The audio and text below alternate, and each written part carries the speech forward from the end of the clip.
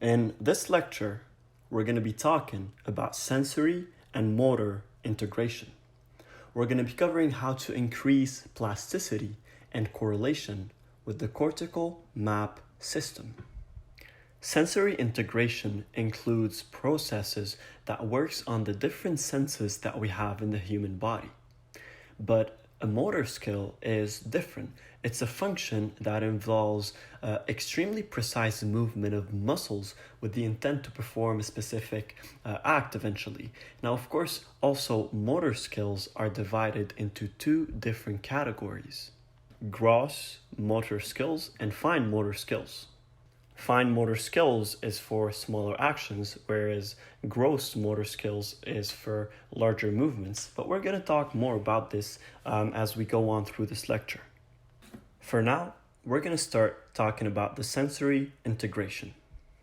Under our skin, there is a huge number of nerve networks, as well as touch receptors in the skin. It is known as the somatosensory system. And this system is responsible for all the different sensations that we can feel through touch. We can be talking about feeling cold, hot, rough, tickle, itch, sometimes pain, and vibrations or certain kind of stimulation. All of these things are things that you can feel because of your sense of touch. Now, there will be an article that explains all the different information regarding how the touch sensation work. I'm going to include it in the course, so in case you want to know more about the sensations and how they actually work, you can always refer to these articles to know more. However, for the course itself, you don't need to know how these things work in order for you to be able to achieve neuroplasticity. But what you need to know is ensuring constant sensory stimulation can ensure brain stimulation, of course, because as each and every one of our senses is linked to a part of the brain, that means that every single stimulation that comes through our sensations will ensure a certain brain stimulation. Keeping in mind that each and every one of our senses has a huge and critical role when it comes to neuroplasticity. One of the major components of neuroplasticity, as we talked about it before, was experience. So now let me ask you a question. How come when you put your hand on something that is hot, you move your hand away? And how come you would avoid touching something because you know that it's hot? Well, of course, it all goes back to our sense of touch. Past experiences have taught you scenarios where there might be a danger of touching something that is hot. Now, our reflex, of course, works as magic. When you touch something that's hot and you feel pain and then you just remove your hand, of course, our reflexes play an important role. But afterwards, how would you prevent yourself from touching what is hot, knowing that this might be hot? Well, of course, it's through neuroplasticity. The experience you had when you touched something and it was hot and it was painful, this rewired your brain in a way that understands that this scenario is linked to a hot plate, which is linked to pain, and therefore you won't do it anymore. So each and every one of our senses has a certain role when it comes to our experiences, and therefore when it comes to neuroplasticity.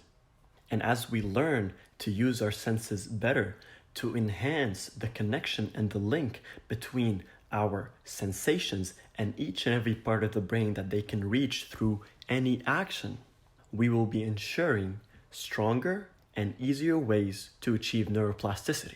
And don't think that this will need years of training. There are some concept things that you can do on a regular basis that can have dramatic changes on the link between the sensations and the brain. Now, starting with the touch sensation, what do you need to do to improve the link and the connection between the sensation and the brain? Well, first, consciousness about what we're touching.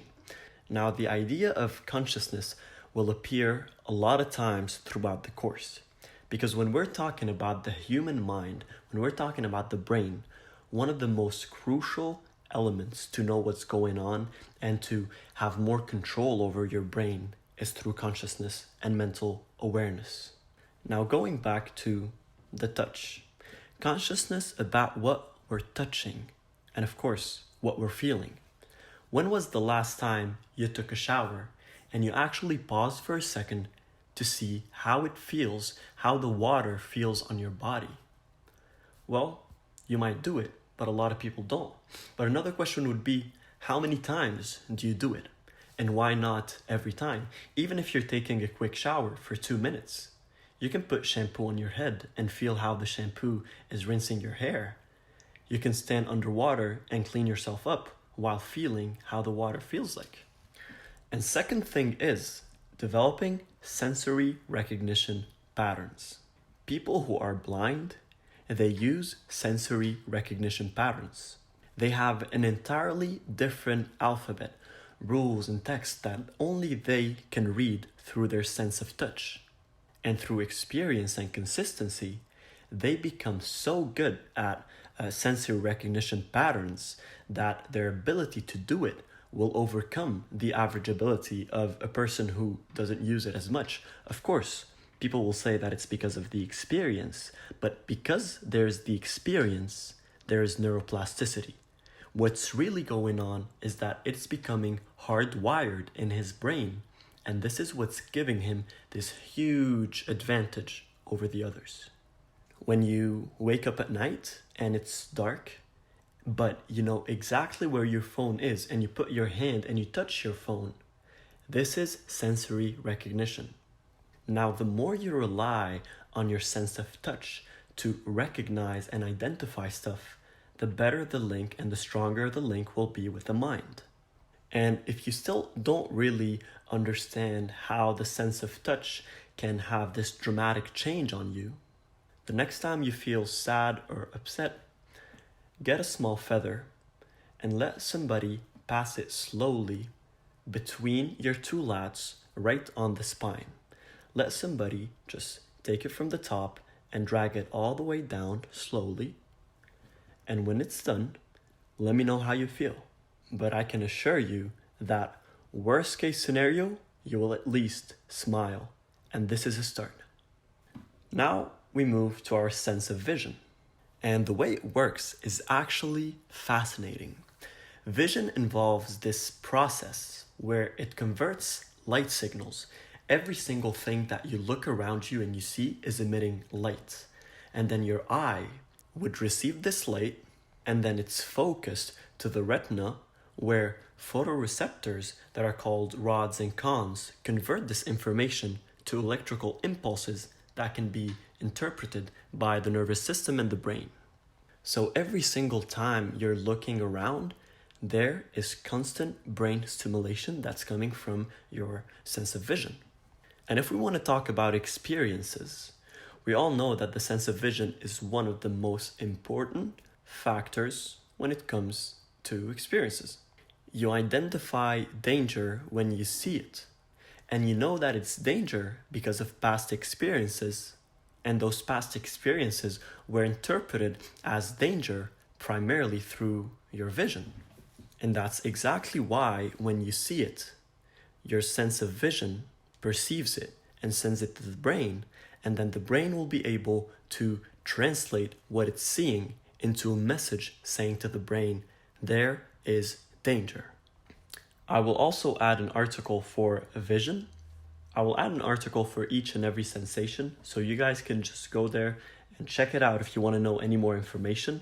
But all the information that I'm going to tell you throughout this course is what you need to be able to go through all of it. Any extra information, I will not include it in the course, as some people don't like an overflow and information that aren't really relevant and useful, but others like to know them just for the sake of knowing them. That's exactly why I'm adding the articles. However, now we want to talk about how we can improve our sense of vision and its correlation with the brain. As I said when we were talking about the sense of touch, I said that we're going to mention consciousness a lot. And it's not just for vision and touch. For every single sensation, consciousness is a must, and I'm going to repeat it every single time to give examples so you guys can know what you need to do when we're talking about being conscious. So when it comes to vision, for example, in the book The Monk Who Sold His Ferrari, Tibetan monks had this habit. It's called the rose technique, and every single morning they would get a rose and they would stare at it and watch all the details for about 10 to 15 minutes. And that's exactly what visual consciousness is. You are becoming aware of the details. So you're not just looking, you are looking in depth and looking at each and every single detail. You can take as much time as you want, as long as you see all the details that are on the rose, or whether you're using something else. You need to notice all the details. Take all the time you need to notice these details and be conscious of what you're looking at. And in the example of touch, we talked about feeling the water when you're taking a shower. But moving on, another technique that you can use for your vision is rapidly observing the details and then observing the whole. So the next time you pass by someone and you feel attracted to them, make sure to check out the details. Look at their shoes, look at the color of their jeans, look at their top, look at their face, look at the details, but do it really fast. Start from the bottom and go all the way up and all around in a very, very brief time. Be as quick as possible, but notice as much details as possible, and then look at the big image. So don't focus on one thing, but focus on the entire person. Of course, you can't do this every single time you see someone. Just do it at certain periods where you decide that you want to do it. Because these techniques are not things that you need to do on a daily basis, but these are things that the more you repeat, the better. If you want to do it every single time, be my guest, you'll be doing a great job. But most people can't, because at one point you will just forget about looking at someone and looking at all these details and looking at the whole. So make it a habit to do it every now and then. And of course, I'm going to include in the course a lot of resources that can help with that. But for now, keep it in mind that these two techniques are essential for the connection between their vision and the perception that's going on in the brain. Now we're going to talk about our sense of taste. And I'm going to give a very quick example. It's Saturday night and you decide to stay at your place, and you feel like you want to eat something. You want to eat a big meal filled with calories while you're watching your favorite show, for example. And let's say you got this meal and you started eating it. The minute you start tasting it, you will have inner joy. And you know what I'm talking about. When you eat the thing that you've been wanting to eat for a while, you have this dopamine rush inside of you. You feel satisfied and you feel happy and you feel good about yourself. Just remember how many times you saw people eating and moaning. How many times you thought people think that they can actually have an orgasm while eating, because food has this huge effect on our brain. And let's keep one thing straight. It's not our sense of taste that's actually identifying the taste. It's the brain that is identifying the taste, and that is doing all these amazing things when we eat. And it's simply the link between the sensation and the brain. And it doesn't stop there. Our sense of taste is responsible for saving our lives. When we want to talk from an evolutionary point of view, people in the past used to identify bad food and poisonous food through taste. Whenever they eat something and they feel that it's bad, they would spit it out. So our sense of taste also ensured survival. Now let's take a scenario. You lose your sense of touch. Has it ever happened to you where you were a little bit sick and then you can't taste anything anymore? So whatever you eat feels the same. Whether you eat a burger or you eat a salad or you eat a toast with peanut butter, it all tastes the same. Why? Well, because you can't taste anything. And then you go to a $1 restaurant and you order chicken for 50 cents. And apparently the chicken died long time ago. But when you eat it, you don't feel like there's anything wrong because, well, you can't taste. And Taste and smell are very, very similar, but we're going to talk about the sense of smell later. Now, when it comes to tasting, we can taste sweet, sour, salty, bitter, and savory. Those are the 5 main flavors that our sense of taste can detect. So the perception of sweet food is different than the perception of sour, is different than the perception of salty and bitter and savory. Each and every one of them has different sensory inputs when it comes to their correlation with the brain. Each and every one of them stimulates different neurons and different neural structures and networks inside the brain. And this is where we move to the taste plasticity. How to ensure that your sense of taste and its correlation with the brain are increasing on an exponential basis. And first things first, mixing up your diet. As we said, there are a lot of different processes when it comes to tasting. Sweet is processed in a different way than sour, in a different way than salty, in a different way than savory. So when you mix up your diet and you eat different kind of foods, you will be stimulating all the possible neural networks that you can actually stimulate. Second thing is to avoid processed food. There's not a lot of things that would go into processed food when it comes to taste plasticity, but processed food can have a bad effect on your brain, and it has a lot of other side effects related to cancer that if you can avoid, just do it because it's better for your health and also better for your mental health and your brain energy and power. And lastly, conscious eating.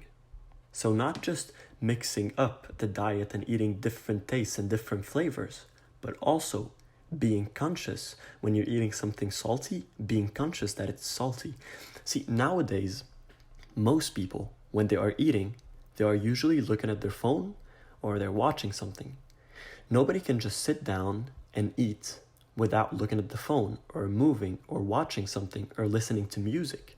Just try it. Go cook something, leave your phone in your room and go cook something and sit down and just eat it. Every time you have a bite, you close your eyes and you focus on the flavor. And believe me, when you're first going to try it, you're going to feel that there's a certain level of discomfort because you've been using your phone and Netflix and other devices for a long time when you were eating, that it just became wired in your brain. But once you start paying attention to your sense of taste, you will discover that this sensation can take you places. When you really focus on what you're eating and what you're tasting, people usually devour food, especially when they're hungry. They would eat food very, very fast without pausing to actually feel and taste what's in their mouth. Doing that can increase and strengthen the relationship, the correlation, and the link between our sense of taste and our brain. And now we're going to move on to our sense of hearing. And just like all the other sensations, there will be a small article that talks in details about how the process of hearing works. But for now, explaining briefly how hearing works. Basically, our ears work to transform all the acoustic stimulus that's coming from around us. It travels down our ear canals into a type of neural code. Our brain can recognize this code, process it, and understand it and make sense out of it. The vibration of the eardrum that happens transmits those vibrations to the cochlea, and then the fluid in the latter would start to move, and then the combination of the vibration and the moving fluid would be transmitted into the brain, where it's going to be interpreted and analyzed by the brain to make sense out of it. And of course, going back to previous examples where we talked about how our sensations are related to neuroplasticity, there's a lot of things that you identify through your sense of hearing. When you hear a gunshot, you know that you need to move and that there's something going on. When you hear music, you want to dance. When you hear somebody calling you, you want to answer. When you hear somebody saying some erotic words in your ear, whispering it to you, you will get aroused. And all of this is coming from your sense of hearing. Now, of course, a big part of it is the brain's interpretation to what's going on. If somebody is saying some erotic things for you and you understand them, you will get aroused. But let's take a different scenario. You only speak English and you meet a girl that speaks only French. And then she whispers some sexual, erotic stuff in your ear, but you don't understand what she's saying. Then you will not be aroused. But when the girl was speaking in French, you heard her, and when the girl was speaking in English, you also heard her. But the difference is, your mind can translate and interpret English, but not French. So when you heard the words in English, your mind interpreted the situation as a situation where you can reproduce, of course, as a basic instinctive mind, and that's why you got aroused. So hearing is also essential in each and every one of our experiences. All of our sensations are important, and I don't want to say one is more important than the other. They are all eventually complementary. So now the question is how to increase your hearing plasticity. Well, first, something that each and every person does every single day, I think, listen to music. Listening to music was found to enhance your sense of hearing. The more music you listen to, the more developed your sense of hearing, the connection between it and your brain will be. But careful to not listen to music on a really high volume, because these vibrations can sometimes be too intense on the ears that they actually mess up the hearing sensations, and you don't want that. Second thing is to have a certain kind of variety. People tend to listen to the same music every single time. I had this problem, and I still sometimes have it. I listen to the same song over and over and over and over again. There is a song by Pink Floyd that I listened to for 2 years straight every single day. And this is not good. Variety is always good. Mixing up your playlist, adding different stuff to your playlist, different genres, different music, different artists and bands is always good, because each and every song that you're hearing will make you feel different. And when you feel different, there is, of course, different brain stimulation that's going on, which is eventually the goal, right? And lastly, consciousness again, focusing on listening. Try this following scenario. If you have a song that you really like and that you've listened to a few times, put it again, but this time, close your eyes, block everything, all the notifications on your phone, and just focus on the song. Put the earbuds and just listen to it in details, and try to take each and every sound that's happening by itself. So try to listen to the guitar playing by itself. Try to listen to the voice by itself, to the bass by itself, to the keyboard and drums by themselves. Try to make each and every sound that you're hearing stand out. And I can assure you that this will increase and strengthen the link between your sense of hearing and your brain a lot. And lastly, when we're going to talk about the sensory integration, we are going to be talking about our sense of smell. Imagine the following scenario. You're walking back from work. You're hungry, you didn't eat yet, and you really like McDonald's. And then you pass by McDonald's and you smell the food. Then there will be an automatic response in your mind that will say, hey, I'm hungry, I want to eat. And of course, you might think about why you shouldn't eat McDonald's. No, I'm on a diet. No, I don't want to pay for this. Like, it's not time to pay for this. I need to save the money. But most of the times, your sense of smell would be too powerful for you to just say, let it go. I'm just not going to get anything. Hunger, which is a physical function, can be affected by our sensory system, and in particular, our sense of smell. When you smell something good in terms of food, you will get hungry. Has it ever happened to you where you went with people to a restaurant or someplace and they asked you if you wanted to eat anything, but you just ate 10 minutes ago and you just say, no, I ate 10 minutes ago, I'm good. And then the food is on the table, you smell it and you're like, you know what? I'm actually hungry. I can actually eat a little bit, right? And the reason why this happens is because of our smell plasticity. So, 2 quick exercises that you can implement on a daily basis to improve it. First and foremost, attentive smelling, or smelling with a sense of consciousness, being aware of what you're smelling. The next time you put shampoo on your head, you're not just feeling yourself rinsing your hair, but also smell the shampoo and smell the body wash. When you're making food, smell the food before you eat it. Another thing would be wearing perfume and changing it. When you wear perfume, you're going to smell it. There's no way out. But when you don't put perfume, you don't smell a lot of things. That's why when you're walking in the street and somebody who passes by is wearing a lot of perfume, it will hit you in the face. You will smell it so well and it will cause stimulation in your brain. Just opening a bottle of perfume and smelling it would give you a certain tingly sensation in your head that is caused by the perception of this sensation. Now imagine being able to have this constant stimulation. When you wear perfume, you're having this constant stimulation, just like the case where we talked about the person passing by you who's wearing perfume, but now you are wearing the perfume. And it's not enough to just wear perfume, but changing it every now and then, because different smells have different brain stimulations and different brain functions, and vice versa. And now we're going to move on to our motor skills.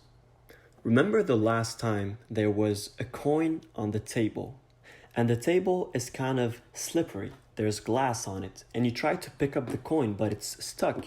So you have to move it all the way to the edge of the table so it falls in the palm of your hand. Now let's get back to the part where you were trying to pick up the coin off the table. This part where you were using the tip of your fingers and a little bit of your nails to try to take the coin off the table. This is you using your motor skills. Now we'll take another example. You are playing volleyball. You throw the ball to the setter. He sets it to you. You take 2 steps. You put your hands and your arms behind you. Then you put them all the way up in the air and you jump, and then you hit the ball. These are also motor skills. But what is the difference between both of them?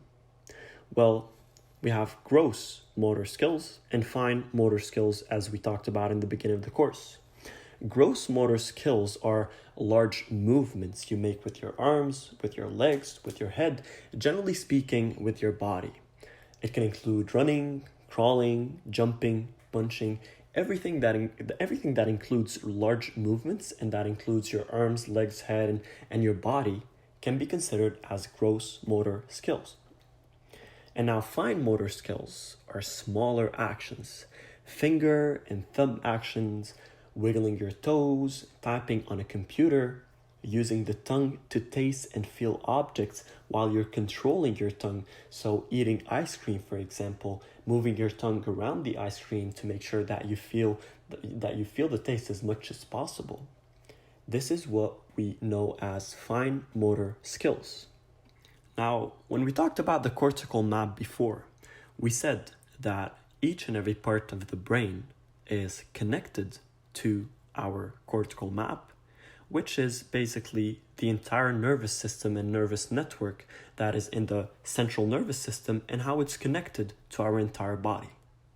So each and every motor skill that you do will stimulate a certain part of your brain, will stimulate a certain group of neurons and neural networks and systems. And neuroplasticity works on these skills. We'll take an example to explain how neuroplasticity can work when it comes to motor skills. First example is, you have 2 people, same height and same weight, same body composition. One of them can dunk and one of them can't. And the question is, why? Well, when one of them works on his gross motor skills, he works on his legs and improves his jumping. He does a lot of plyometric exercises to increase his vertical jumping, and the other one doesn't. What's happening with the first person, let's call the first person person A, who can dunk, and person B who can't dunk. Person A, through the repetition of the legs exercises, through repetition of polymetric exercises, through practicing dunking over and over and over again, he developed these gross motor skills to be able to dunk. But Mr. B, unfortunately, can't dunk. Why? Well, because he did not develop his gross motor skills. Now, Mr. A will be able to dunk easily, and he will get to a point where, when he's playing a game, he can run, jump, and dunk without even thinking about, oh, I want to dunk right now. It becomes automatic, it becomes a lifestyle, it becomes hardwired in his brain. Now we'll give another example as well. You have a magician sitting right in front of you. They give you the deck of cards and they say, shuffle it. You take the cards and you can barely shuffle them. And then he takes the cards and he shuffles them with a lot of different tricks with the tip of his hands. He does tricks where he shuffles the cards in a way that you've never seen before. Now, why can he do it and you can't? Some of you might say, well, he knows how to do it. Well, try to open YouTube and watch a video on how to do a certain shuffle, and let me know if you can do it right away. Now, of course, you're going to say, not right away, but I'm going to need some practice. And of course, that's what you need. Consistency is the way for motor skills to become hardwired in the brain. So the first phase was learning. When you learn, you have this new experience. This experience turns into behavior, and through repetition, the behavior turns into a habit. Now this habit, if it was rewarding, if when you did this shuffle in front of somebody, they liked it, they felt astonished, you felt this sense of accomplishment, then you get a reward, and then it becomes wired. This process of learning, experiences, behavior, habit, reward, memory is a system that you need to understand by heart. The more we progress through the course, you will learn more and more about each and every one of these, but the goal is to be able to understand all of them and mix them all together in a way that makes sense by the end of this course. So, generally speaking, there are some things that you can do to work on your motor skills, whether they're gross or they're fine motor skills. Keeping in mind that you get to choose whatever skills you want. Whatever fine motor skill you want to work on, you can apply the rules on it, and whatever gross motor skill you want to work on, you can also include the rules and work accordingly. First and foremost, repetition. We talked about this before, and we're going to talk about it again. Repetition, repetition, repetition. The more you practice, the more likely it is for the connection and the link between neurons to form, ensuring neuroplasticity. And second is consistency. When you have a new behavior that you're trying to turn into something that is wired into your brain, you do this habit or this behavior for a week, and then you stop for 2 days, then you do it for 3 days, and then you stop for 4 days. You're not ensuring consistency, and we talked about this before. You will fail to get the link between the neurons and eventually forming the neural network. Third is variety. Switching up and changing the pace of things. A lot of times, especially if you work out, you would know that if you do the same exercises for a while, your muscles will stop developing. It gets to a point where if you do the same exercise routine, you're just not going to progress anymore. Your muscles are not going to grow anymore. And personal trainers tend to change the nature of exercises and what you're doing and the reps and the sets a lot to have this muscle impact. Because if your muscles get accustomed to a certain type of exercise, through neuroplasticity, it will become way easier to do these exercises, but then you will not see any muscle improvements. And same thing goes for basketball, the example that we gave. If you keep jumping in the same way and not challenging yourself and putting more weights, you will not jump higher. So ensuring a variety of actions related to this certain behavior is always a plus. Focus and mindfulness, we already talked about them.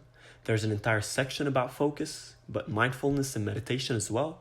There are going to be guided meditations at the end of the course that you can use and that you will use according to the calendar and the planner that we had set up for the course.